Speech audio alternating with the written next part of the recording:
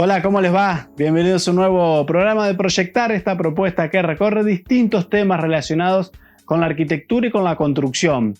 En el programa de hoy vamos a hablar de obra pública y vamos a analizar la autovía Paraná-Oro Verde. Se inauguró hace muy poco el tramo urbano en sus carriles centrales, en lo que tiene que ver con el acceso sur de la ciudad de Paraná, con algunos problemas y con algunos temas particulares de cómo transitar esa autovía. Vamos a recorrer distintas cuestiones de la obra con uno de los ingenieros encargados de su construcción. También vamos a detenernos en una tesis de graduación de arquitectura muy interesante que tiene que ver con un abordaje de la estación del ferrocarril de la ciudad de Paraná, que termina siendo un patrimonio degradado y una barrera urbana en la ciudad. Un grupo de estudiantes tuvo la idea de abordar este tema y de repensar la cuestión de la estación del ferrocarril, pero no con un proyecto puntual. Ahora vamos a analizar bien esta tesis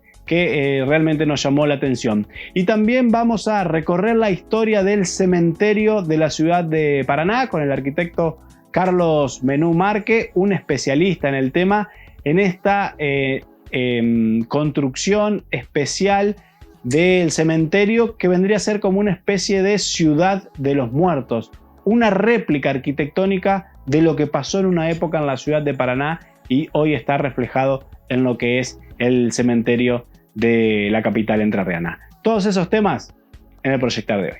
Las siguientes empresas e instituciones presentan Proyectar. Ecoaislación SRL. Soluciones sustentables. Constructora Altos del Paraná. Tu proyecto es nuestro desafío en múltiples sistemas constructivos. Edificio Colina Boulevard. Una excelente inversión para vivir la naturaleza en Victoria. Med Container. Una nueva forma de habitar. WP Construcciones Especiales y Steel Frame. Materializamos tus sueños. Nexo Aberturas, la línea más completa en aberturas de acero, aluminio y PVC. Centro de la Construcción en Seco, la construcción en seco por los especialistas. Delegación Entre Ríos de la Cámara Argentina de la Construcción, construyendo para el desarrollo de la provincia. Johnson Amoblamientos, cocinas diferentes. Vitrex, industrialización del vidrio, distribuidor oficial Basa y Blindex, integrantes de la red Ecoglass. Colegio de Arquitectos de Entre Ríos. Banco de Entre Ríos, acá para vos. Y en este primer bloque vamos a analizar la obra del acceso sur a la ciudad de Paraná, en verdad, la autovía Paraná-Oro Verde.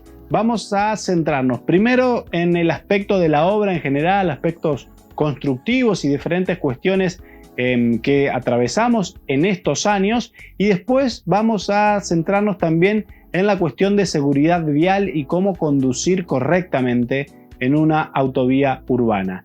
El ingeniero Gustavo Bolia, encargado de la obra de la UTE que construyó esta obra, nos va a empezar haciendo una descripción general de esta ampliación de la traza de la Ruta 11, que tiene tres sectores bien diferenciados. Uno en la zona rural, o semi-rural hoy en día, entre Aldea Brasilera y Oro Verde. Otra parte de autopista o de autovía que une Paraná con Oro Verde, y una autovía urbana ya dentro de la traza de la ciudad de Paraná en lo que es Avenida de las Américas y el viejo ingreso por Ruta 11. La obra en general, la obra completa, comprende, son tres tramos bien diferenciados. Un tramo que comienza en el Arroyo Salto, el ingreso a Aldea Brasilera, el puente de ingreso a Aldea Brasilera, hasta la rotonda de Oro Verde. Luego hay un tramo desde Oro Verde hasta el kilómetro 5,5, que sería, digamos, el límite entre el ejido de Oro Verde y Paraná, y después tenemos desde el kilómetro 5,5 hasta la intersección de Avenida de las Américas con la Avenida Ramírez. Son 3 tramos bien diferenciados. Y en distintos programas de Proyectar hemos conocido el devenir de esta obra. La novedad fue la inauguración de los carriles centrales, de los carriles rápidos de esta autovía sobre Avenida de las Américas, en la ciudad de Paraná, en lo que es esta autovía urbana. Como vos sabrás, originariamente era el trazado de la ruta provincial 11, o sea, teníamos un trazado que se asemejaba más a un trazado rural que a un trazado urbano, ¿no es cierto? Entonces hubo que adaptar el trazado original de la ruta provincial 11 a un trazado urbano, de manera tal de poder diferenciar básicamente el tránsito pasante y el tránsito que circula por la zona de influencia de la obra, ¿no es cierto? Originariamente no se habían proyectado colectoras, es decir, las 2 calles laterales que vos podés ver ahora, que son de pavimento de hormigón, pero luego se decidió proyectar 2 colectoras de manera tal de poder diferenciar perfectamente el tránsito que circula por la zona y el tránsito pasante que circula hacia la localidad de Oro Verde. En ese tramo tenemos, en la parte central, tenemos 2 carriles por dirección, con un cantero central que tiene un arbolado de lapachos. Luego tenemos 2 canteros laterales que dividen el cantero central, las dos manos digamos, de pasantes. Ahí está colocada la iluminación, y luego tenemos las 2 colectoras que son las que canalizan el tránsito urbano. Ese es el tramo correspondiente a la intersección con Avenida Ramírez y el kilómetro 5,5, es decir, el acceso al barrio Triangular. Y ahora el ingeniero Gustavo Bolia se va a detener en lo que es la autovía que une Paraná con Oro Verde, en esa trama que va desde el Triangular hasta la rotonda de Oro Verde. ¿Cuáles son sus características y el tipo de obra que allí se realizaron? Cuando se llega al acceso al barrio Triangular, el diseño de la obra cambia, ya se transforma en una autovía que tiene 2 carriles por mano y termina en la rotonda de Oro Verde, donde está el acceso a la Escuela del Verde. También en el acceso al Triangular se puede circular por una obra nueva que se hizo hasta, digamos, Avenida Sani al fondo. Se hizo totalmente nueva el acceso al barrio Triangular. Se reconstruyó el pavimento, se ensanchó, se hizo cordón cuneta y se hicieron estacionamientos en la zona del Instituto Médico. Prácticamente la obra se hizo nueva. Cuando llegamos a la rotonda de Oro Verde, esa obra no estaba prevista repavimentar, pero después, en función de la cantidad de tránsito que pasa y la cantidad del aumento que ha habido del tránsito, fundamentalmente porque hay mucho tránsito interurbano, la gente se ha ido a vivir a diferentes loteos que se han hecho en la zona de Oro Verde, en la zona de Colonia Ensayo, en la zona de Aldea Brasilera. Entonces el tránsito se ha incrementado de una forma exponencial. Bueno, también hubo que repavimentar la rotonda de Oro Verde, esa es una de las últimas obras que se ha hecho. Se ha repavimentado y señalizado. de manera tal de completar todo el trazado, ¿no? Y además de los desafíos constructivos que tuvo esta obra, en lo que tiene que ver con los servicios que había, sobre todo en la parte urbanizada de la trama, en lo que tiene que ver con electricidad, gas, aguas, cloacas. Realmente que esto fue un gran desafío para los ingenieros a cargo de la obra, y también estuvo jugando un factor decisivo, el factor financiero, el flujo de dinero con la situación económica que ha atravesado el país en todos estos años, que obviamente impactaron en la obra. La obra originariamente estaba financiada por el Fondo Fiduciario Nacional. Posteriormente hubo que ampliar el presupuesto por las razones que te expliqué anteriormente. O sea, hubo muchas ampliaciones, se mejoró muchísimo la obra. Y parte de ese presupuesto estuvo a cargo de la administración provincial. Así que, bueno, el flujo financiero no fue continuo, evidentemente, por las condiciones económicas del país, ¿no es cierto? Pero bueno, de a poco se fueron pagando las obras y se pudo terminar de hacer el trabajo. Todavía quedan algunos retoques, pero digamos la obra está prácticamente terminada. También hay que mencionar que la obra tuvo algunas demoras por causa de la regularización de los servicios que tenía la zona, fundamentalmente la zona de Avenida Ramírez hasta el kilómetro 5,5. O sea, ahí teníamos cloacas, teníamos fibra óptica, teníamos cables, teníamos teléfono. Hubo que eliminar la línea aérea de media tensión y hacerla subterránea. Tuvimos que trazar la línea general del sistema de semaforización, o sea, y también tuvimos que trasladar y reconstruir obras de abastecimiento de agua. O sea, todos los servicios prácticamente, incluido el gas, también hubo lugares donde hubo que reparar las conexiones de gas, fundamentalmente las conexiones urbanas, que cuando uno empezó a hacer la demolición de la obra existente, el retiro de los árboles, comenzaron a colapsar. Entonces hubo que reemplazar todo, hubo que reemplazar las cañerías de conexión domiciliarias de agua, prácticamente todas. O sea que son obras que, como son puntuales, llevan bastante tiempo, ¿no?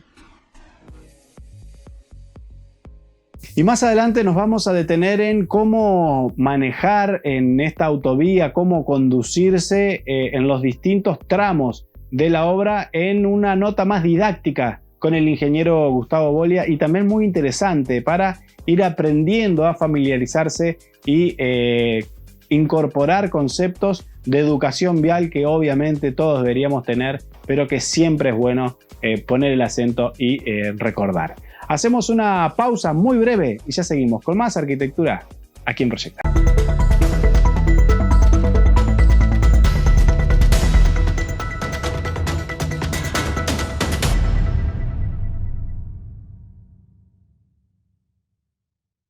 Cámara Argentina de la Construcción, Delegación Entre Ríos, desde 1959, construyendo para el desarrollo de la provincia. Encontranos en www.cac-medioentreríos.org.ar o en nuestras redes sociales.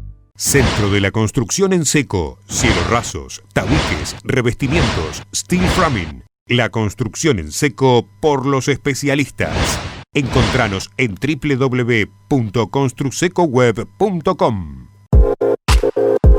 Edificio Colina Boulevard. Una excelente inversión para vivir la naturaleza. Departamentos de 1, 2 y 3 dormitorios. Comercializa Inmobiliaria Rizo. Desarrolla GBR Emprendimientos. Edificio Colina Boulevard, Victoria.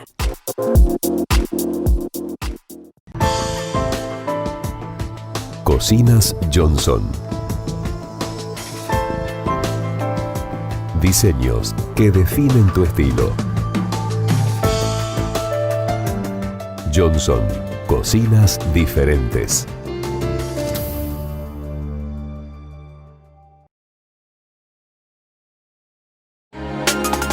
Ecoaislación SRL. Soluciones sustentables. Aislación térmica y acústica para el hogar y la industria. Ecoaislación.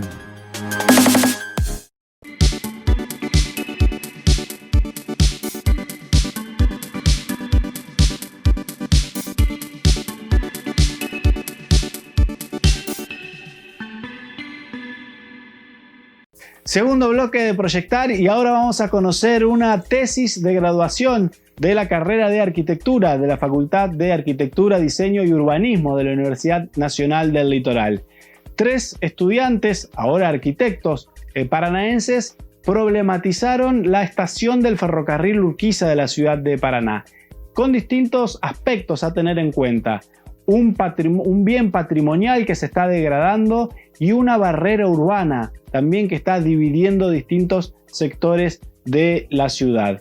Un enfoque muy particular que le dieron a esta tesis y que tiene que ver con la figura de las ficciones y también de la verosimilitud de los proyectos. Cómo un poco jugar con estas ideas de a partir de un proyecto poder explorar soluciones sin pensar una solución determinada y específica para lo que se intenta lograr con el análisis de la cuestión. Vamos a ir conociendo despacio esta tesis muy interesante que tiene que ver con la estación del ferrocarril de Paraná. La problemática o el caso que tomamos fue el predio del ferrocarril Urquiza en la ciudad de Paraná, y tratamos de abordarlo desde un lugar, nosotros decimos parados desde la disciplina, ¿no? desde la academia, intentando abordar ese problema, entendiendo el proyecto arquitectónico como una herramienta de exploración y no tanto como una herramienta resolutiva, ¿no? que va a resolver el problema de la ciudad, sino que entendimos el proyecto como, ya te digo, una herramienta de exploración que nos ayudó a pensar la ciudad de otra manera. Nosotros decimos, nos ayudó a pensar lo nuevo de la ciudad, ya sea un problema o una propuesta nueva para la ciudad de Paraná. En ese sentido, el concepto que nos permite desarrollar el proyecto como herramienta de exploración es el concepto de ficción, ¿no? El concepto de ficción, que lo podemos ver en la literatura o en el cine, nos ayudó a desarrollar esta idea del proyecto, ¿no? Brevemente, el concepto de ficción hay que diferenciarlo del concepto de fantasía, y la diferencia es el recurso de verosimilitud, ¿no? Que es lo que nos da en este trabajo esta idea de lo posible, es decir, son ficciones proyectuales, pero no son fantasía ni ciencia ficción, sino que están arraigadas a la realidad. Y gran parte de la realidad es la problemática que nosotros investigamos y desarrollamos sobre el ferrocarril Urquiza, ¿no? Y el arquitecto Alejandro Coño nos hizo una introducción a la mirada que tuvieron sobre el problema. Ahora el arquitecto Franco de la Valle nos va a contar ya más en cuestión qué problemas detectaron con el ferrocarril Urquiza, con la estación y con este predio patrimonial, decíamos, con gran deterioro, pero que también es una especie de barrera urbana en la integración entre los distintos sectores de la ciudad de Paraná. Evidentemente, para empezar a intentar resolver una búsqueda de nuestro marco, nuestros instrumentos que necesitamos para analizar esta problemática identificada, obviamente nos introducimos en la ciudad de Paraná y, como dijo mi compañero, en el predio de la estación ferrocarril Urquiza. Entonces eso nos llevó a investigar un poco la historia de la ciudad. Nosotros fuimos descubriendo, analizando, buscando que la problemática que tiene hoy en día el predio de la estación de ferrocarril Urquiza es que genera una gran barrera urbana dentro de la ciudad que impide, por un lado, o dificulta lo que es la conexión física porque prácticamente divide o fracciona la ciudad en dos sectores, y además también impide su comunicación social, y podemos apreciar que claramente hay dos miradas o dos cuestionamientos entre un lado y otro de la barrera, o sea, más cerca del río Paraná, la costanera, digamos, y sobre el sector sur de la ciudad, son como hasta parecen dos situaciones completamente distintas de una misma ciudad, y ahí es donde nosotros marcamos la fracción. Fue todo un poco el análisis porque en su primer momento la historia de la ciudad de Paraná, que surge ya más por el siglo XVIII, es como que el predio en su primer momento se pensó o se creó como un borde, un límite de la ciudad, porque era una mancha urbana muy reducida, más en lo que hoy, para tener referencia, en la zona céntrica de la ciudad era la mancha urbana de la ciudad de Paraná. Por cuestiones demográficas, por cuestiones de crecimiento poblacional, se extiende esta mancha urbana en el tejido de la trama. Entonces esta problemática, este predio que empieza o se era considerado barrera, queda inmerso en el medio, en el centro de la ciudad, y es ahí donde esta problemática empieza a surgir efecto, digamos. Entonces, la barrera que genera se empieza a descubrir, o sea, empieza a desvislumbrar ya más cerca de estas últimas fechas, más principios de años 2000, en donde la ciudad creció tanto que esta barrera, o sea, al ser un área tan grande, fraccionó la ciudad en dos. Entonces nosotros descubrimos que todo el desarrollo, la extensión de la trama ferroviaria, que son aproximadamente más de 7 kilómetros, fraccionó justamente como fue la ciudad, pero nosotros decidimos intervenir o trabajar solamente hacer un recorte sobre el predio, porque nosotros aprovechamos y pudimos descubrir que además de ser un espacio que nosotros podamos introducir, es decir, bueno, intentar cambiar o mejorar esta cuestión de división de la ciudad, es un área que además también fuimos descubriendo, que es la otra problemática que nosotros descubrimos, es que se produjo también un deterioro del patrimonio, producto de diferentes cambios que se fue dando mayormente en el siglo XVIII. A la actualidad,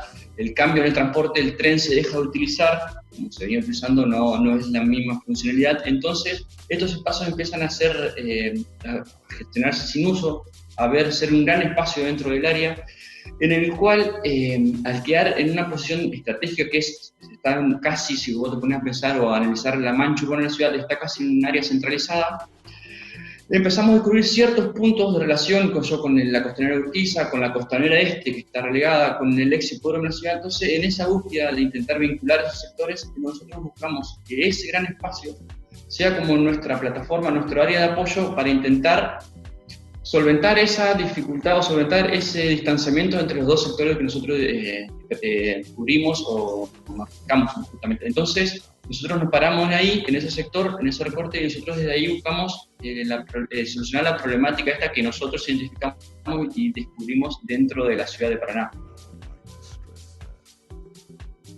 Y ahora vamos a hablar con la arquitecta florentina Betty Dalava sobre las cuestiones que abordaron ellos en esta mirada ficcional sobre los recursos de verosimilitud que encontraron en el abordaje de esta tesis. Uno que tiene que ver con un nivel micro, más de objeto, otro que tiene que ver con una integración barrial y un tercero más macro que tiene que ver con una mirada más urbana del problema del ferrocarril.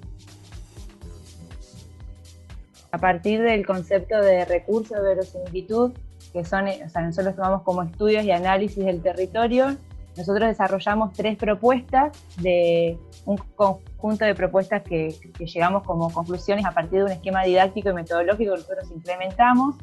Y estas 3 propuestas tienen diferentes acercamientos a la ficción, o sea, están más cerca o más lejos del grado de verosimilitud. Las 3 propuestas que nosotros realizamos, al tener diferentes escalas,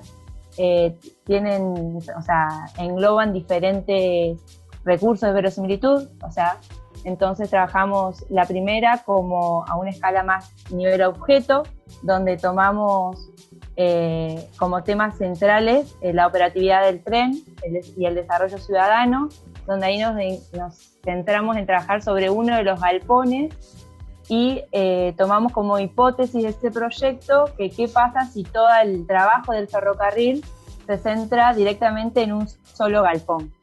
Entonces ahí desarrollamos un módulo para la actividad del ferrocarril. En la segunda propuesta nosotros trabajamos sobre 2 de los galpones.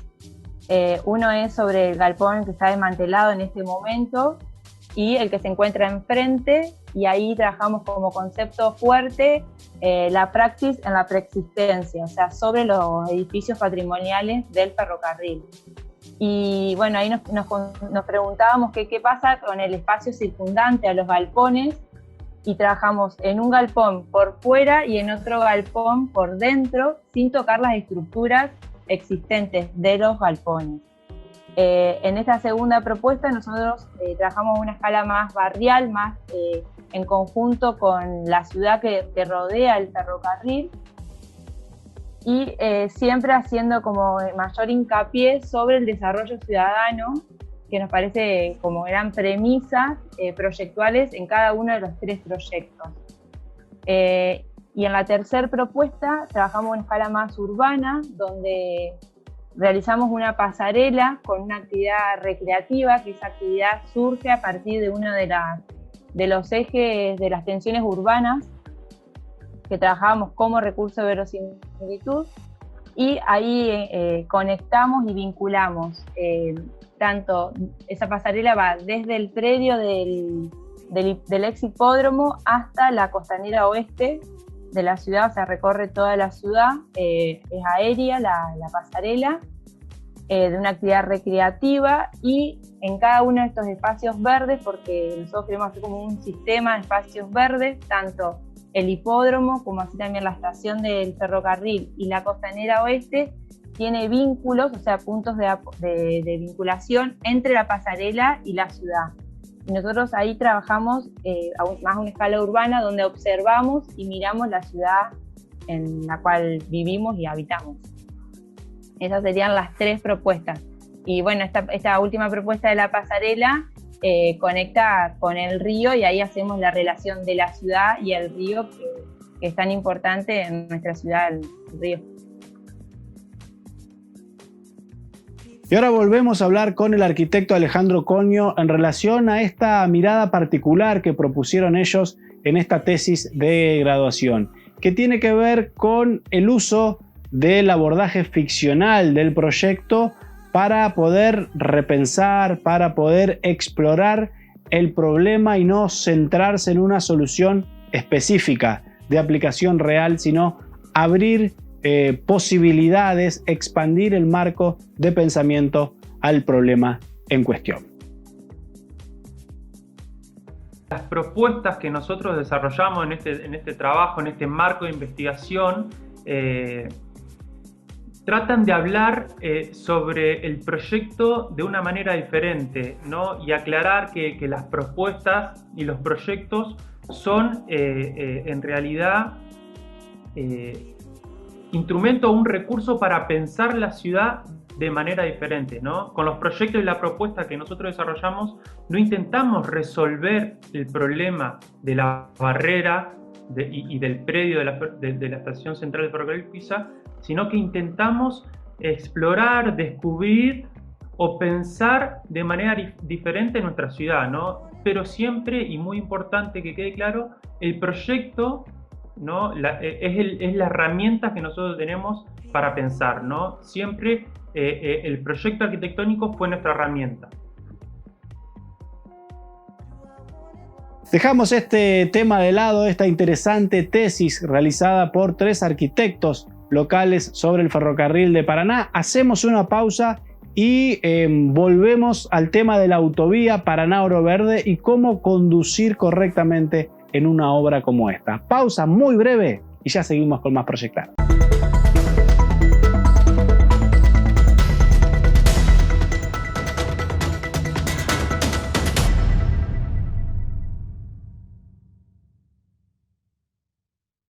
Mirá, esta tarjeta te conoce.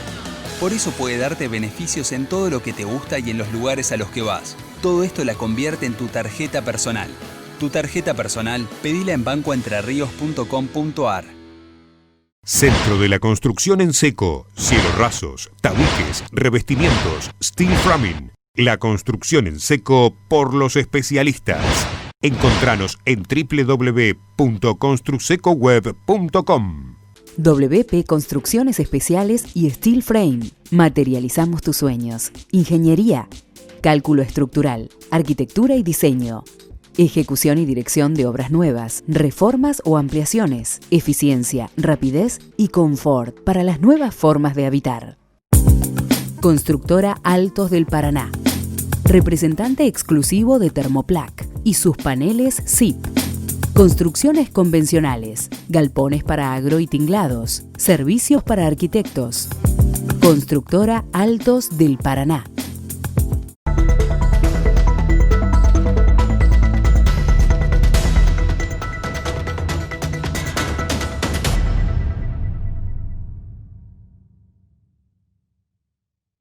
Tercer bloque de Proyectar y volvemos a la charla con el ingeniero Gustavo Bolia sobre la autopista Paraná-Oro Verde. Y ahora vamos a tener una conversación más didáctica sobre cómo manejar en una autovía urbana. Si uno accede a Paraná desde el sur por Ruta 11, se encuentra con este nuevo acceso y con los carriles centrales habilitados.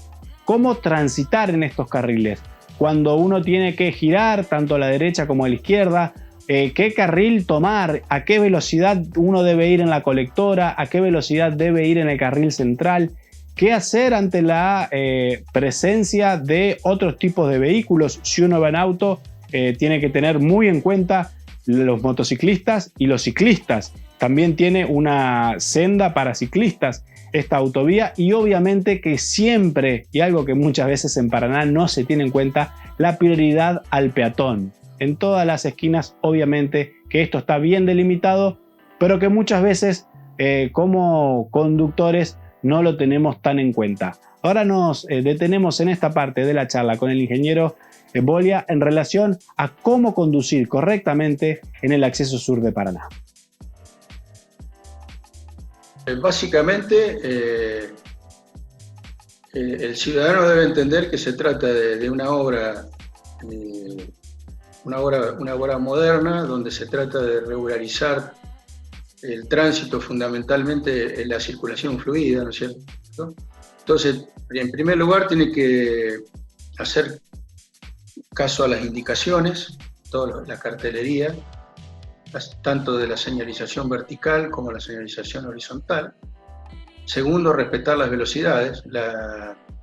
El ciudadano se tiene que acostumbrar a que las velocidades máximas en las colectoras son de 40 kilómetros y las velocidades máximas en la zona de la autovía son de 60 kilómetros.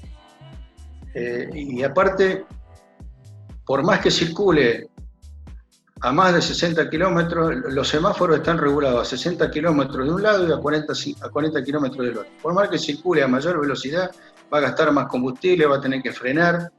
Si circula a una velocidad regular obligatoria, no va a tener ningún problema en transitar en forma fluida. Pero es un problema de educación, digamos. Esta obra no está proyectada para que se realicen picadas. Simplemente está proyectada para que el tránsito fluya de acuerdo a un determinado cálculo, ¿no es cierto? Entonces, los semáforos están regulados de manera tal de que el ciudadano, respetando las velocidades máximas, pueda circular sin ningún tipo de problema. También debe tener en cuenta que no respetar los semáforos, no respetar las señales puede producir accidentes muy graves, porque estamos hablando de que la obra urbana tiene 4 vías de circulación. Entonces, sí o sí debe respetar los semáforos. Hay que ser muy estricto en el respeto de las señales y los semáforos, porque si no se pueden producir accidentes muy graves, ¿no? Entonces, es un tema de educación. Hay que respetar a la persona que circula dentro de la vía, dentro de los límites que establece la reglamentación.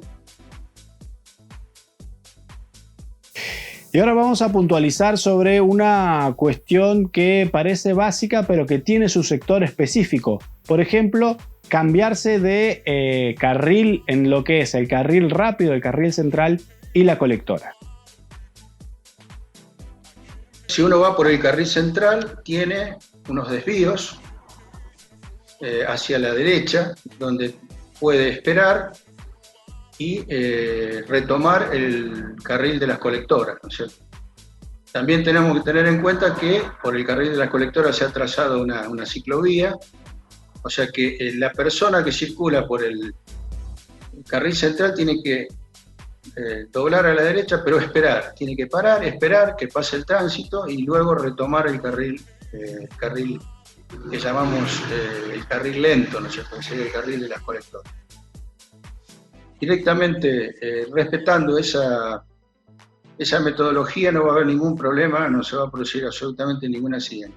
Pero, repito, no es una autopista, no es una pista de carrera, sino que es una obra urbana donde el tránsito está canalizado de manera tal que pueda ser lo más fluido posible, ¿no es cierto?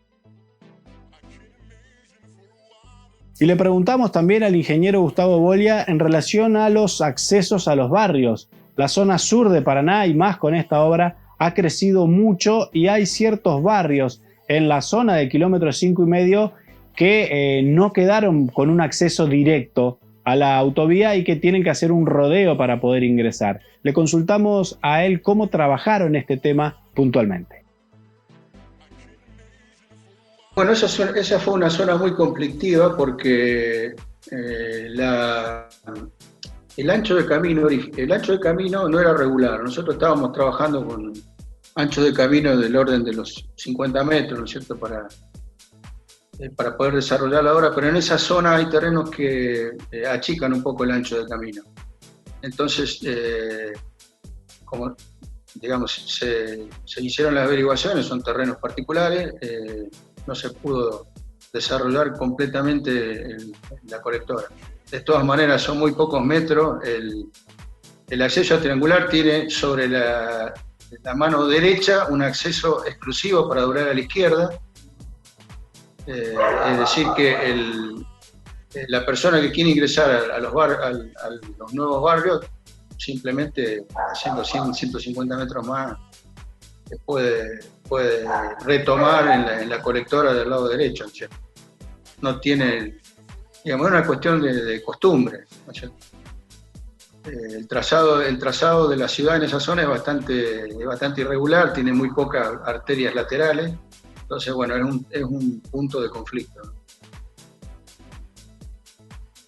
Y otro de los aspectos a tener en cuenta en una obra de esta envergadura tiene que ver con la cuestión hídrica. ¿Qué puede pasar con una obra como la autovía Paraná-Oro Verde con una gran lluvia? Ya tenemos sectores en Paraná donde el agua no drena correctamente y genera ciertos problemas. ¿Cómo tuvieron en cuenta ese tema a la hora de concretar la obra? No ha tenido problemas importantes con las grandes lluvias. Hay algunos lugares que hay que tener en cuenta. Por ejemplo, hay una curva importante en el acceso al triangular, donde las dos manos están canalizadas mediante tienen una baranda de hormigón que se denomina baranda de New Jersey. Y como el desagüe tiene una sola dirección, hay que tener en cuenta que esa baranda, que tiene perforaciones en la parte inferior, tiene que estar siempre limpia. Es decir, siempre hay que mantenerla libre de polvo, de basura, porque si no se produce el taponamiento de la baranda y el agua se acumula. Ese es uno de los lugares importantes que hay que, digamos, simplemente hay que programar el mantenimiento como se debe hacer en una ciudad.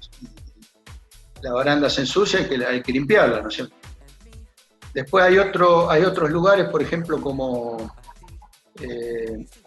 la zona de Oro Verde, que hay un pinar, ese pinar elimina muchas hojas y se acumulan en la calzada. Y cuando se producen las grandes lluvias, ese material se mete en las bocas de tormenta de desagüe y las tapa. Entonces también hay que tener en cuenta que esos lugares hay que limpiarlos en forma periódica, ¿no es cierto? Tiene que ser un programa permanente de mantenimiento. Presenta en forma exclusiva el siguiente espacio. Colegio de Arquitectos de Entre Ríos. Nuevo sistema de gestión y página web. Durante esta semana se han realizado una serie de reuniones enfocadas en el seguimiento de los avances del desarrollo del nuevo sistema de gestión y el rediseño de la página web institucional que se pondrán en funcionamiento próximamente. Curso de BIM Archicad en el marco del segundo ciclo de capacitación y actualización profesional, propuesto en el marco de los 30 años del Colegio de Arquitectos de la provincia de Entre Ríos, se sigue desarrollando el curso online BIM Archicad, Introducción al Mundo BIM. Estas propuestas de capacitación online han permitido la participación de numerosos profesionales de toda la provincia. Presentó en forma exclusiva Colegio de Arquitectos de Entre Ríos. Hacemos la última pausa en el proyectar de hoy, pero no te vayas porque todavía nos queda la parte de patrimonio y vamos a recorrer el cementerio de la ciudad de Paraná. Pausa muy breve y ya seguimos con más.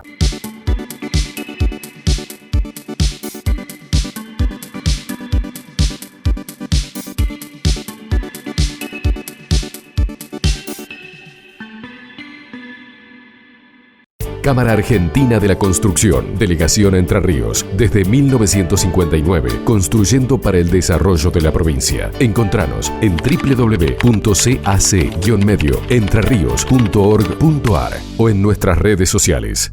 Con nuestros puertos operativos, los mercados mundiales están más cerca. La competitividad es la clave para crecer. Cuentas claras, una provincia que avanza. Gobierno de Entre Ríos. Viviendas, oficinas, locales comerciales, edificios institucionales, espacios públicos, en la ciudad o en el campo, en pequeñas o grandes obras, un arquitecto proyecta y con ello contribuye a mejorar la calidad de vida de las personas.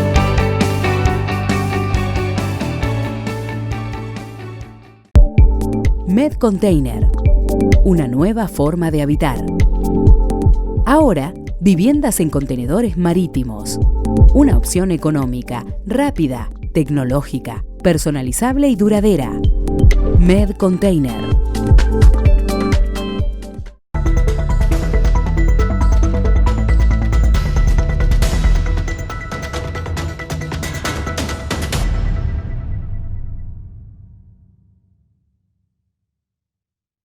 Cuarto bloque y llegó el momento de hablar de patrimonio. Vamos a recorrer el cementerio de la ciudad de Paraná con alguien que lo conoce muy bien, como es el arquitecto Carlos Menú Márquez, que ha publicado varios libros sobre las historias que encierra este lugar. La ciudad de los muertos, como le gusta llamarlo a él, por la repetición de lógicas arquitectónicas y constructivas que se dieron en la ciudad de Paraná a principios del siglo y que se repiten en el cementerio de la ciudad. Lo que es importante, y por eso es que nosotros hacemos estos recorridos guiados todos los meses, porque estos cementerios ya no se construyen más, son una muestra de la sociedad, cómo vivió la sociedad en un determinado periodo de tiempo en nuestro país y en todo el mundo. Y estas construcciones en las cuales realmente, por eso se los sigue inclusive mencionando con la ciudad de los muertos, porque son tan concebidas como ciudades. O sea, tienen calles, avenidas, eran lotes. Estas son todas propiedades particulares para que la gente tenga idea de cómo se concebía ese paso hacia la muerte de un familiar. O sea, tenía que tener un grado de ostentación, sobre todo en este sector que estamos, que es el sector de la época de la explosión de la Argentina como país ganadero y agroexportador, donde las grandes familias hicieron cuantiosas fortunas. Entonces, ¿qué manera mejor de demostrar su estatus social que tener un correlato en el cementerio de las viviendas en las cuales en vida habitaron? O sea, uno se encuentra con propiedades que realmente son impresionantes a nivel constructivo y que han recorrido todos los estilos arquitectónicos en boga en la ciudad de los vivos, se trasladaron acá a la ciudad de los muertos. Y esa sociedad era una sociedad bastante compleja a nivel de interrelaciones entre los mismos corrientes que había. Había mucha inmigración que trajeron muchas ideas nuevas y una población mucho más conservadora.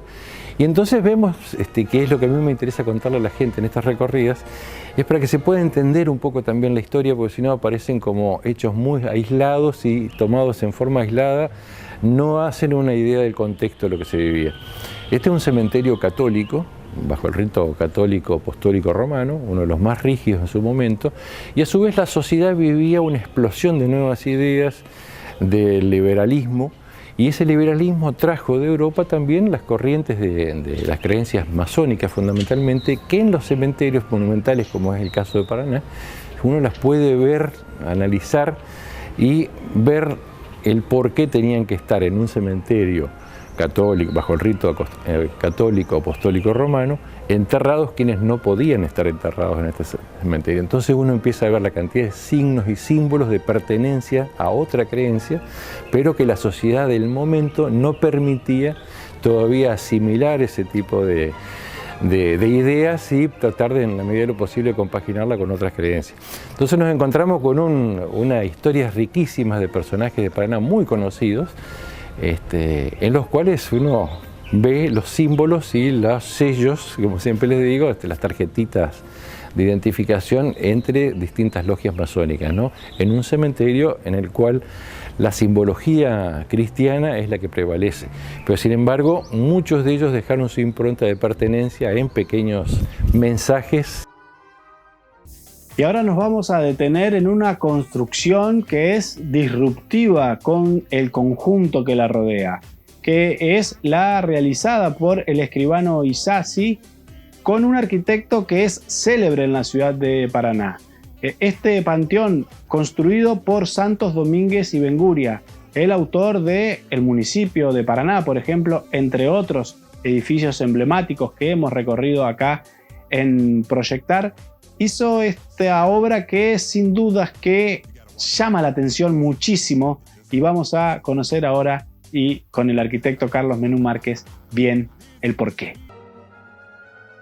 Nosotros tenemos una obra en particular que es una obra que generó muchísima polémica en su momento, en el año 1910, cuando se construyó, que es la obra del escribano Isasi, un declarado masón de una familia muy conocida de Paraná, muy influyente, el cual fue una obra que fue concebida por un arquitecto muy conocido de Paraná, como fue Santos Domínguez y Benguria, también masón declarado, y fue una especie de bofetada para la sociedad que en el momento construyó esta obra y generó un escándalo y una polémica que todavía hoy es recordada, porque inclusive la gente se impresiona cuando pasa al lado de eso, y en este contexto de obras del Art Nouveau, del neoclasicismo, del academicismo, ve en ese entorno una obra que rompe absolutamente con todo su entorno y con todo lo que era estar bien dentro de un cementerio. Pero fue concebida así justamente como un desafío de sus propias creencias a ese contexto social, entre comillas, que se vivía en la época. Y Santos Domínguez y Benguria, para quien muchas veces la gente lo ha escuchado nombrar pero no sabe qué es lo que hizo, su obra cumbre en Paraná es el Palacio Municipal, es una obra magnífica. El Puente de los Suspiros es obra de él, el Puente Blanco, que está en esta misma zona, también es obra de él. Una persona realmente muy creativa y muy emprendedora, y que dejó su impronta acá. Santos Domínguez y Benguria, mire lo que son las vueltas de la vida en la muerte. Está enterrado en una urna muy chiquitita, muy escondida acá, pues está enterrado en este cementerio, pese a que él, junto con su esposa, pese a que él era de una creencia masónica muy activa, digamos, ¿no? Y después, como símbolos pequeños, uno ve estos panteones, que yo les comentaba, unos panteones más fotografiados cuando hacemos las recorridas por los símbolos que tiene. Pero conociendo un poco lo que es la simbología masónica como simbolismos, uno empieza a detectar el tema de la calavera, el tema de unos números 5, pirámides, y eso se va a ver a lo largo de muchos elementos decorativos, entre comillas, y en realidad son símbolos de pertenencia, y hasta nos vamos a encontrar con obeliscos ¿Qué tiene que ver un obelisco de una sola pieza en granito en un cementerio en el cual predomina el tema de la arquitectura de moda de la época? Son obeliscos egipcios que tienen una neta influencia y significancia masónica, ¿no? La colocación en diagonal de tumbas y enterratorios también es otro símbolo. Eran maneras de demostrar una pertenencia, una creencia muy firme de ellos en este otro plano donde ya se dejó la vida extramuros del cementerio, pero había que demostrárselo a todo el mundo de que esas creencias seguían estando aún después de la muerte, ¿no? Y ya repasamos recién todo lo que tiene que ver con las marcas y los símbolos masónicos que podemos encontrar en los diferentes panteones. Ahora nos vamos a detener en los símbolos católicos que caracterizan a gran parte de las construcciones del cementerio de Paraná. Y fundamentalmente uno ve que la predominancia de los símbolos religiosos que tienen que ver con la tradición católica son las cruces, son los jarrones en los cuales se muestra la llama eterna o la desaparición de la llama eterna como fin de la vida, los ángeles, los querubines. Hay un panteón que es una explosión de simbología religiosa cristiana con todos sus antecedentes, leyéndolos, pues los panteones se leen desde abajo hacia arriba, hay que mirarlos y empezar a entenderlos desde el suelo hacia la ascensión. Están concebidos en función de la creencia religiosa de la resurrección. En el catolicismo es fundamentalmente esa creencia la que predomina, y en los coronamientos de los panteones uno ve ángeles anunciadores, los va a ver con trompetas descansando, otros con ramo de rosas, porque todo, la trompeta, la rosa, el ángel, el querubín, todo tiene una explicación dentro de lo que es las creencias religiosas cristianas, obviamente. Y hay panteones que realmente son una obra de arte en cuanto a arte funerario, inclusive hay panteones firmados por autores italianos muy conocidos en la época, se dedicaban a hacer arquitectura funeraria exclusivamente. Más las historias que uno conoce de cómo llegaron esos panteones a Paraná, porque todo eso se traía de Europa. Hay que tener en cuenta que son piezas de mármol de Carrara que se descargaron en el antiguo puerto viejo de Paraná y se traían en carro hasta acá para volver a montarlas, ¿no? Entonces eso hace lo que decía al principio, ese entremezclar entre inmigrantes, criollos, creencias religiosas muy arraigadas, corrientes nuevas de pensamiento, hacen lo que fue la sociedad de Paraná en estos casi 200 años de vida que tiene este cementerio, lo que hace tan valioso, ¿no? Las siguientes empresas e instituciones presentan Proyectar, Ecoaislación SRL, Soluciones Sustentables, Constructora Altos del Paraná. Tu proyecto es nuestro desafío en múltiples sistemas constructivos. Edificio Colina Boulevard. Una excelente inversión para vivir la naturaleza en Victoria. Med Container. Una nueva forma de habitar. WP Construcciones Especiales y Steel Frame. Materializamos tus sueños. Nexo Aberturas, la línea más completa en aberturas de acero, aluminio y PVC.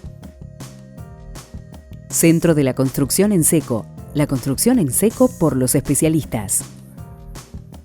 Delegación Entre Ríos de la Cámara Argentina de la Construcción, construyendo para el desarrollo de la provincia.